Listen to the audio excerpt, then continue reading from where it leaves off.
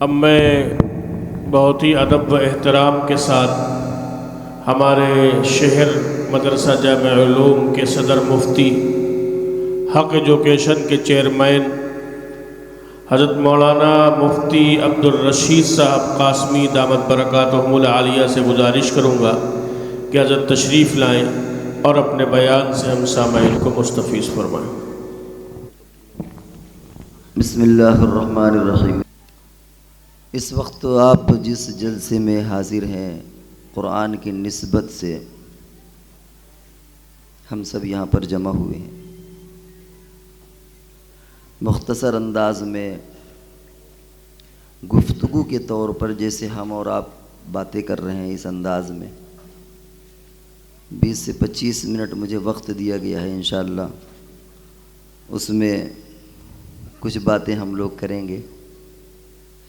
بہتر تو یہ ہوتا کہ آپ ہم سے باتیں کرتے، ہم آپ سے کرتے، لیکن یہ ممکن نہیں ہے، تو یک طرفی سے ہی مختصر انداز میں کچھ چیزیں ہیں۔ ہم نے حدیثوں میں سنا ہے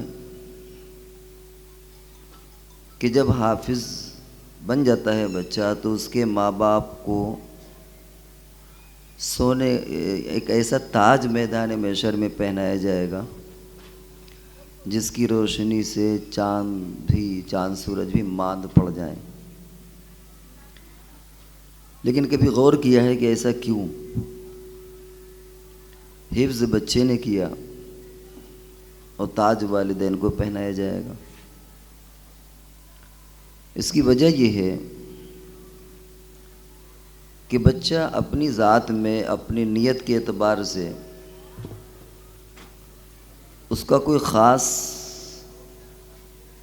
فیصلہ نہیں ہوتا۔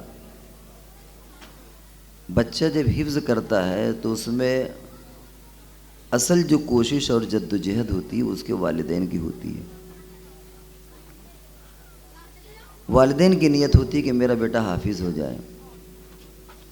اگر کوئی بچہ نیت کرتا بھی ہے کہ میں حافظ ہو جاؤں، اس کی نیت سے کچھ نہیں ہوتا۔ اگر اس کا باپ 2 تھپڑ لگا کہ چل کم بخت اسکول تجھے چل رہا ہے، بہت حافظے کا شوق کر رہا ہے، ختم ہو جائے گا اس کا شوق۔ تو معلوم یہ ہوا کہ اس بچے نے جو حفظ کیا، محنت بچے نے کی ہے، لیکن اصل جو قربانی ہے، جو توجہ نیت، وہ ماں باپ کی ہوتی ہے۔ کیونکہ ماں باپ اگر ادھر موڑنا چاہیں تو اسکول میں داخل کر دیں، ادھر موڑنا چاہیں تو مدرسے میں داخل کر دیں، وہ جہاں چاہے داخل کر دیں، بچہ تو مجبور ہوتا ہے۔ اس کی کوئی نیت نہیں ہوتی، اس کا کوئی خاص ایسا ارادہ نہیں ہوتا، تو ماں باپ کی وجہ سے بچہ حافظ ہوتا ہے۔ اس لیے حدیث میں آتا ہے کہ بچے کے ماں باپ کو بھی اللہ تبارک و تعالی میدان محشر میں تاج پہنائیں گے۔ قرآن کی بدولت ہمیں جو نعمتیں ملی ہیں، ظاہری اور باطنی اور معاشرتی، اس کی تو بہت لمبی تفصیل ہے، لیکن جو رہن اور سہن کے اعتبار سے قرآن کے ذریعے جو نور ایمان والے کو ملتا ہے، اس کا سب سے بڑا اثر یہ ہوتا ہے کہ قرآن سے تعلق رکھنے والا کبھی ڈپریشن کا شکار نہیں ہوتا۔ اس وقت کی سب سے بڑی بیماری ڈپریشن ہے۔ اس کے لیے باقاعدہ الگ ڈپارٹمنٹ کھولے جاتے ہیں، اس کے ڈاکٹر الگ ہوتے ہیں، اور قرآن سے تعلق رکھنے والا کبھی ڈپریشن کا شکار نہیں ہوتا۔ جن قوموں کو قرآن میسر نہیں ہے، ان کی زندگی آپ دیکھیں تو ہنسی آئے گی آپ کو، بلکہ آپ سوچنے پر مجبور ہوں گے کہ ایسا کر کیسے رہے ہیں۔ آپ یورپ کو دیکھ لیں، بہت سے وہ ترقی یافتہ ممالک دیکھ لیں، وہاں لوگ کتا بنتے ہیں، جانور بنتے ہیں، کیونکہ وہ قرآن سے دور ہیں۔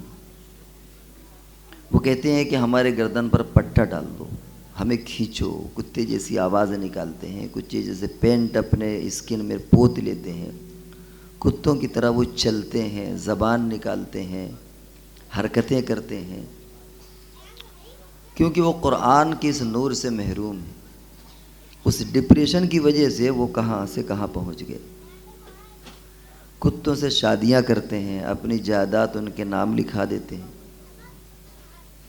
اسی طرح کبھی کبھی اور جب یہ ڈپریشن بڑھتا ہے تو آپ نے دیکھا ہوگا کہ ہمارے یہاں پارکوں میں ایک قہقہہ تھیراپی بھی ہوتی ہے۔ قہقہہ تھیراپی کا مطلب یہ ہوتا ہے کہ کچھ لوگ جمع ہو جاتے ہیں اور جمع ہونے کے بعد وہ آرٹیفیشیل انداز میں ہنستے ہیں، مصنوعی طور پر ہنستے ہیں۔ حالانکہ غم کا ہونا، خوشی کا ہونا، آنسو کا نکلنا، یہ انسان کی فطری چیزیں ہوتی ہیں۔ ڈراموں میں اور فلموں میں جو لوگ ہنستے ہیں، یار یہ سارا کام پہلے ہو جاتا تو زیادہ اچھا تھا۔ ہو گئے ٹیچیاں سب۔ تو یہ جو ڈپریشن ہے، کیا بات چل رہی تھی ذہن سے نکل گئی۔ تو یہ قہقہہ تھیراپی جو ہوتی ہے، جو ہمارے یہاں پارکوں میں دیکھا ہوگا کہ کچھ بڑے مالدار قسم کے لوگ بیٹھ جاتے ہیں اور ہنستے ہیں اور ہنساتے ہیں۔ حالانکہ یہ ہنسنا اور ہنسانا یہ فطری چیزیں ہوتی ہیں۔ فلموں میں، ڈراموں میں جو لوگ ہنستے ہیں وہ تو پیاز لگا کر کے آنسو نکال لیتے ہیں، تھوڑی دیر ہنسنے کی مشق کر لیتے ہیں۔ وہ رونا اور ہنسنا وہ تو ایک مصنوعی طور پر ہوتا ہے، بڑا مشقت ان کو کرنا پڑتی ہے۔ اگر کسی کے بیٹے کا ایکسیڈنٹ ہو گیا اور آپ اس سے کہیں ہنسیں تو اس سے ہنسا نہیں جائے گا، اور خوشی کے موقع پر رویا نہیں جاتا ہے، تو انسان کی فطرت ہے۔ لیکن یہ تو ٹولہ جو شکار ہے ڈپریشن کا، یہ کیا ہے؟ بیٹھ کر کے ہی ہنستے ہیں، سوچتے ہیں شاید اس سے ہمارے قلب کو، دل کو راحت ملے، لیکن ظاہر ہے کہ اس سے راحت ملنے والی نہیں ہے۔ یہاں ہنس رہے ہیں، جا کر کے سوسائڈ کر لیں گے، نیند کی گولیاں کھائیں گے۔ تو یہ جو قرآن کی دولت ہمیں ملی ہے، اس کے ذریعے سے اللہ تبارک و تعالی ہمیں اس طرح کے ڈپریشن سے بھی دور رکھتا ہے۔ اصل میں جس طریقے سے انسان کا ایک جسم ہوتا ہے اور ایک اس کی روح ہوتی ہے، روح نکلنے کے بعد جسم کی کوئی قیمت نہیں ہوتی۔ جس جسم پر آپ ایک کنکری پھینکنا گوارا نہیں کرتے، مٹی پھینکنا گوارا نہیں کرتے، مرنے کے بعد ٹنوں اور منوں مٹی ڈال کے چلے آتے۔ کیوں؟ اس لیے کہ روح نکل گئی۔ جب روح نکل جاتی ہے، قبر میں دباتے ہیں آپ اسے اور کتنی مٹی ڈال دیتے ہیں، زندگی میں آپ ایک کنکری بھی نہیں ڈالتے۔ اسی طرح ایک عالم کی روح ہے، ایک عالم کا جسم ہے۔ عالم کا جسم ہمیں پورا نظر آ رہا ہے، عالم کی روح یہ قرآن ہے۔ حدیث میں آتا ہے کہ قیامت کے وقت اس قرآن کو بھی اٹھا لیا جائے گا، اور پھر اس کے بعد اس دنیا کی اور اس عالم کا کوئی وزن اور کوئی قیمت نہیں رہے گی، اور قیامت برپا ہو جائے گی۔ تو بہرحال بات یہاں سے نکلی تھی کہ قرآن پاک کے حافظ کا اللہ تبارک و تعالیٰ ان کے والدین کا جو اہتمام کریں گے، اس کی بنیاد یہ ہے کہ وہ بھی برابر کے شریک ہوتے ہیں۔ ورنہ اس چھوٹے بچے کی نیت، اس کا ارادہ کوئی اتنا معنی نہیں رکھتا۔ ماں باپ اس کی نیتوں کو بدلوا بھی سکتے ہیں، ان کے ارادوں کو بدل بھی سکتے ہیں، لیکن یہ ماں باپ کی نیت ہوتی ہے جس کی وجہ سے بچہ حفظ کرتا ہے۔ تو اللہ تعالیٰ وہ اعزاز آخرت میں دیں گے، اور دنیا میں بھی اس کا اعزاز کہیں نہ کہیں ملتا ہے۔ اب آئیے تھوڑی سی گفتگو اس سلسلے میں کر لیں کہ یہ مکاتب اور یہ مدارس، ان کا آج کے زمانے میں کردار کیا ہے؟ پہلے بھی تھے یا پہلے نہیں تھے؟ مکی زندگی میں اگر آپ دیکھیں تو اس زمانے میں بھی مکتب اور مدرسے قائم تھے۔ آپ یہ کہہ سکتے ہیں کہ نصاب یہ نہیں تھا، کریکولم یہ نہیں تھا، کتابیں یہ نہیں تھیں، پورا سسٹم اور یہ نظام نہیں تھا، لیکن کسی نہ کسی نوعیت میں یہ سب چیزیں موجود تھیں۔ چنانچہ سب سے پہلے مکتب کا جو ذکر آتا ہے وہ صحن ابی بکر، حضرت ابو بکر رضی اللہ تعالیٰ عنہ کا چبوترا، جس پر آپ قرآن پڑھا کرتے تھے، اور وہاں بہت سے لوگ سنتے بھی تھے قرآن، اور کچھ لوگوں نے شکوہ کیا کہ صاحب ہمارے لوگ بہک رہے ہیں، بہرحال ان کو بند کرنا پڑا۔ اچھا، مکتب اور مدرسوں کا قیام بھی اس زمانے سے اور مخالفت بھی اس زمانے سے، حضور کے زمانے سے مخالفت بھی رہی۔ اسی طرح دوسرا مکتب جو مکے میں قائم تھا وہ حضرت عمر فاروق رضی اللہ تعالیٰ عنہ کی بہن بیت فاطمہ، اس میں مکتب قائم تھا۔ چنانچہ آپ اگر حضرت عمر رضی اللہ تعالیٰ عنہ کے ایمان لانے کا واقعہ دیکھیں تو وہاں بھی تعلیم ہو رہی تھی۔ حضرت خباب بن ارت اور ایک اور صحابہ آپ حضرت عمر رضی اللہ تعالیٰ عنہ کے بہن کے ہاں وہ تعلیم حاصل کر رہے تھے۔ جب یہ پہنچے تو دیکھا کہ قرآن کی تعلیم و مکتب چل رہا ہے۔ غصہ ہوئے، مارا پیٹا، بہرحال جو کچھ ہوا آپ واقعہ جانتے ہیں۔ پھر حضرت فرمائے کیا پڑھ رہی تھی تم لوگ، تو وہ دکھایا اور پھر وہاں سے نرم پڑے اور پھر آ کر کے ایمان قبول کیا۔ تو یہ صحن یہ بیت فاطمہ، حضرت فاطمہ رضی اللہ تعالیٰ عنہ حضرت عمر کی بہن تھی، ان کا گھر بھی مکتب تھا۔ اسی طرح دار ارقم یہ بھی مکتب تھے، آپ جانتے ہیں۔ روایتوں میں آتا ہے کہ تقریباً 400 اسٹوڈنٹ یہاں پر، 40 طلبہ تھے یہاں، 400 نہیں تو صفہ میں تھے، 40 طلبہ پڑھنے والے تھے، اور یہیں سے پڑھ پڑھ کے پھر مدینے بھی جاتے تھے۔ حضرت مصعب بن عمیر رضی اللہ تعالیٰ عنہ مدینے گئے، کچھ لوگ حبشہ گئے۔ اسی طرح جب ان لوگوں نے حبشہ ہجرت کی تو حبشہ میں بھی ان حضرات نے مکتب اور مدارس کا قیام کیا، حتیٰ کہ 3 سال جو شعب ابی طالب میں بائیکاٹ رہا وہاں بھی مکتب کا قیام رہا۔ تو مکی زندگی میں بھی آپ نے لوگوں کی اصلاح کے لیے مکتب اور مدرسے کا قیام کیا، کیونکہ اس کے بغیر اپنی نسلوں تک دین اسلام کو منتقل نہیں کیا جا سکتا۔ جو ہمارے دین کا سسٹم ہے کہ نظام ہے، عقائد ہیں، بغیر مکتب اور مدرسوں کے آپ آگے اس کو نہیں لے جا سکتے۔ تو یہ تو مکی زندگی میں تھا۔ ہجرت کرنے سے پہلے آپ نے کچھ مکاتب اور مدارس کا قیام مدینے میں قائم کروا دیا تھا۔ چنانچہ حضرت سعد بن زرارہ رضی اللہ تعالیٰ عنہ، ان کا گھر سب سے پہلے ہجرت سے پہلے وہ مکتب اور مدرسے کی شکل میں تھا جہاں طلبہ تعلیم حاصل کرتے تھے، اور وہاں کے پڑھنے والوں کو مقری کہا جاتا تھا اور اسی سے قرہ کہا جاتا۔ آپ جانتے ہیں کہ ایک موقع پر 70 صحابہ کرام بیرون مؤونہ میں شہید ہوئے، ان کو کیا کہتے ہیں؟ قرائے صحابہ۔ تو وہاں جو آج کل قاری قرآن کو پڑھنے والے کو کہتے ہیں، اس زمانے میں جو ان مکاتب کے فارغین تھے ان کو مقری کہا جاتا ہے۔ اور حضرت مصعب بن عمیر رضی اللہ تعالیٰ عنہ کو بھیجا گیا یہاں تعلیم کے لیے۔ تو سب سے پہلا مکتب حضرت سعد بن زرارہ رضی اللہ تعالیٰ عنہ کے مکان میں قائم ہوا۔ اس کے بعد دوسرا مکتب یا مدرسہ کہہ لیں مسجد قباء میں آپ نے قائم فرمایا۔ یہ مدینے میں ہجرت سے پہلے آپ نے اس کا قیام فرمایا۔ مدینے میں ہجرت کے بعد یہ مکتب چلتے رہے۔ اس کے بعد آپ نے صفہ کا مدرسہ قائم کیا جو آپ کے روضہ اطہر کی پشت پر ہے، ریاض الجنہ کی پشت پر ایک چبوترا ہے، اور یہاں کے بارے میں آتا ہے کہ 400 اسٹوڈنٹ، 400 طلبہ یہاں تعلیم حاصل کرتے تھے، اور یہیں سے پڑھ پڑھ کے پھر وہ اور جگہوں پر پھیلتے تھے اور تعلیم کو پھیلاتے تھے۔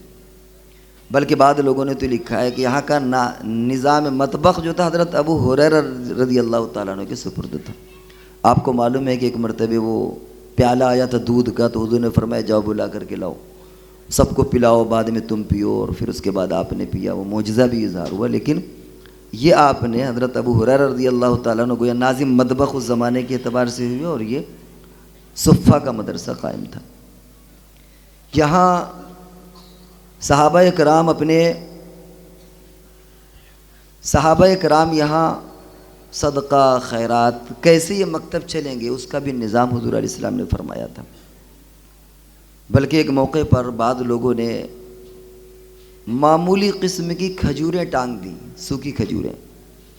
آپ نے دیکھا تو آپ بہت ناراض ہوئے کہ یہ مہمان رسول ہیں، یہاں طلبہ پڑھتے ہیں، اور تم لوگوں نے معمولی کھجوریں، اپنے لیے اچھی کھجوریں پسند کرتے ہو، یہاں تم نے معمولی کھجوریں ٹانگ دی۔ آپ نے ناراضگی کا اظہار فرمایا کہ جو مہمان رسول ہیں اس کو تو اچھا کھلانا چاہیے، تم مری بکری اللہ کے نام تم نے معمولی کھجوریں لٹکا دیں۔ آپ نے بڑا اہتمام فرمایا، اور باقاعدہ وہاں مطبخ کا نظام بھی تھا، پڑھنے پڑھانے کا نظام تھا۔ تو ہجرت کرنے کے بعد آپ نے یہ جو مکاتب کا قیام کیا، سعد بن زرارہ کے مکان میں، اسی طرح قباء میں، اسی طرح یہ صفہ کے اندر، یہ آپ نے اس طرح کا نظام۔ تو یہ مکتب اور مدرسے کی تاریخ اس زمانے سے آج تک، اور جب تک اللہ کو دین اسلام کو باقی رکھنا ہوگا یہ چیز باقی رہے گی۔ اور یاد رکھیے اس طرح کے مکاتب کو غذا ملتی ہے، اس طرح کے مکاتب سے غذا ملتی ہے مدارس کو۔ اور مدارس سے غذا ملتی ہے پوری امت کو. انہی مدارس سے آپ کو مؤذن ملیں گے, انہی مدارس سے آپ کو امام ملیں گے, یہیں سے آپ کو ٹیوشن پڑھانے والے ملیں گے, اور یہیں سے آپ کو تبلیغی جماعت کے امیر بھی ملیں گے. ہے یہ سورس یہی ہے. مکتب کے ذریعے سے مدرسے آباد, پھر مدرسوں کے ذریعے سے امت کے ہر شاخ میں پانی پہنچے گا, ہر پودے کو پانی ملے گا. اس لیے آج پوری دنیا مدرسوں کے خلاف ہے. آپ یونیورسٹی قائم کر لیں انہیں کوئی اعتراض نہیں ہے, آپ اسکول بنا لیں کوئی اعتراض نہیں ہے, آپ تبلیغی مراکز بنا لیں کوئی اعتراض نہیں ہے.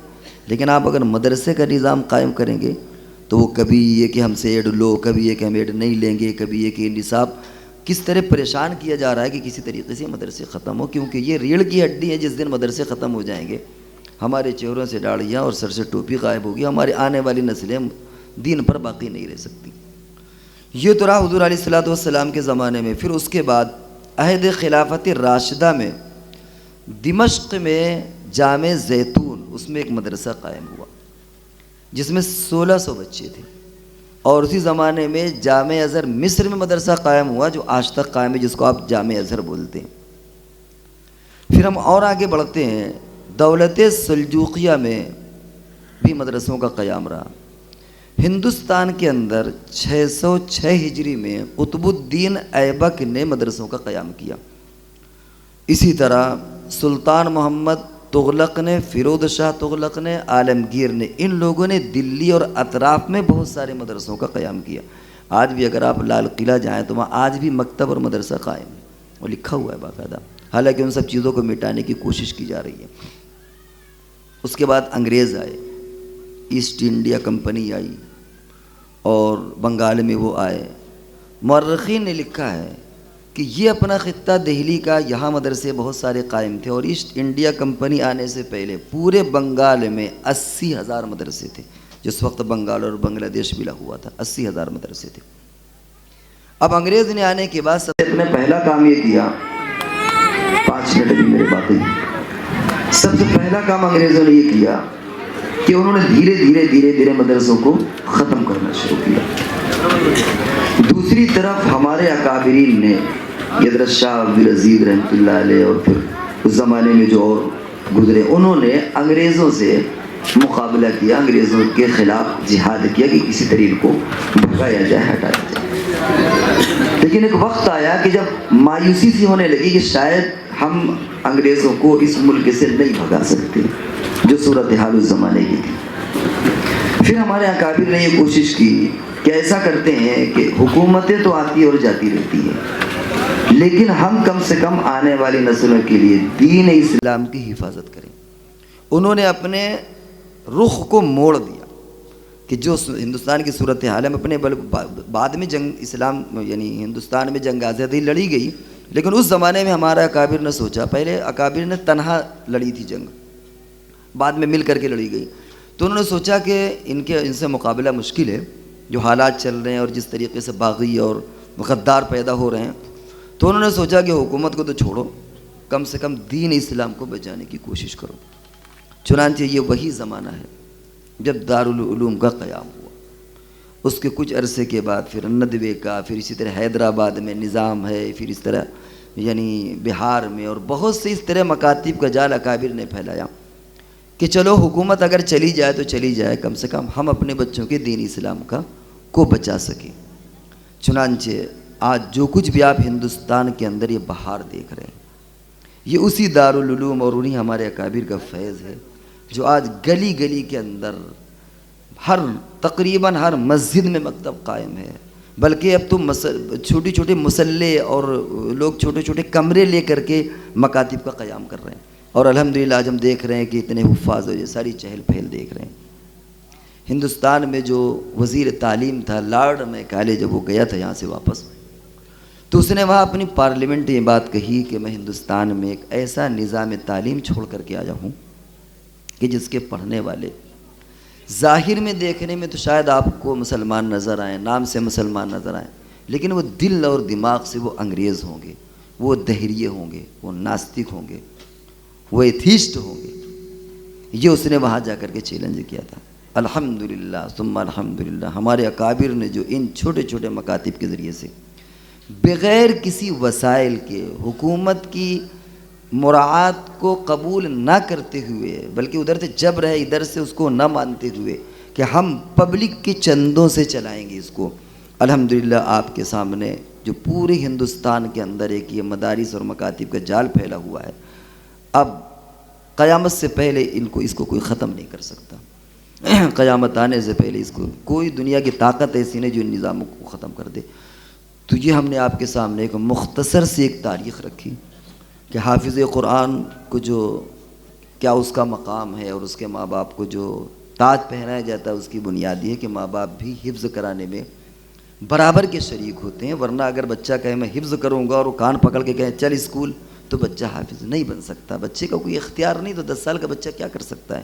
اس میں برابر کے والدین شریک ہیں. اسی لیے اللہ کی طرف سے بھی یہ فضیلت ہے.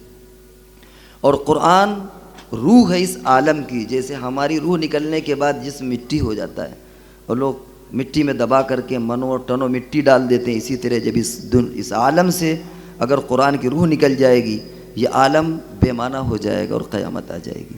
اور پھر اس کے بعد ہم نے آپ کے سامنے جو کہ مدارس کی تاریخ بیان کی کہ مکی زندگی میں آپ نے جو ظاہر بات ہے کہ یادہ نہیں کرنا ہے کہ صحن ابی بکر حضرت فاطمہ رضی اللہ تعالیٰ عنہ حضرت عمر کی بہن تھی، ان کا گھر شیب ابی طالب، پھر حبشہ.